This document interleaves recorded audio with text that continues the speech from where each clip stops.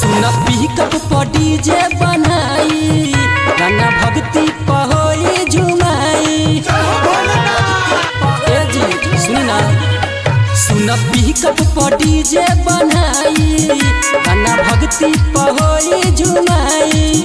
हुनकर महिमा पार गुंजला जाएगा सब झूमेला हुनकर नाम पर। नाचल जाई बैजू के धाम पर बलमुआ चहल न भोला के धाम पर। नाचल जाई बैजू के धाम पर बलमुआ चल न भोला के धाम पर। नाचल जाई बैजू के धाम पर बलमुआ बोला बोला देवघर वाले बाबा की। रूपम रिकॉर्डिंग स्टूडियो मधुबनी।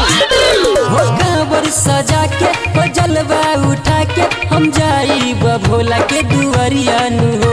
चढ़ल बाट सावन लागेला मन भावन कैले बानी हम सोमवारी नु हो।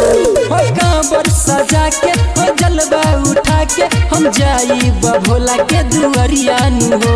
चढ़ल बाट सावन लागेला मन भावन कैले बानी हम सोमवारी नु हो।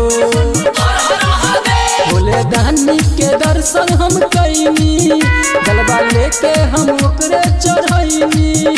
खाए भंगिया के बूटी का बहिनत न टूटी दौड़ल जाए चिलम के दाम पर। नाचल जाई बैजू के धाम पर बलमुआ चहल न भोला के धाम पर। नाचल जाई बैजू के धाम पर बलमुआ चल न भोला के धाम पर। नाचल जाई बड़े शंकर भगवान की।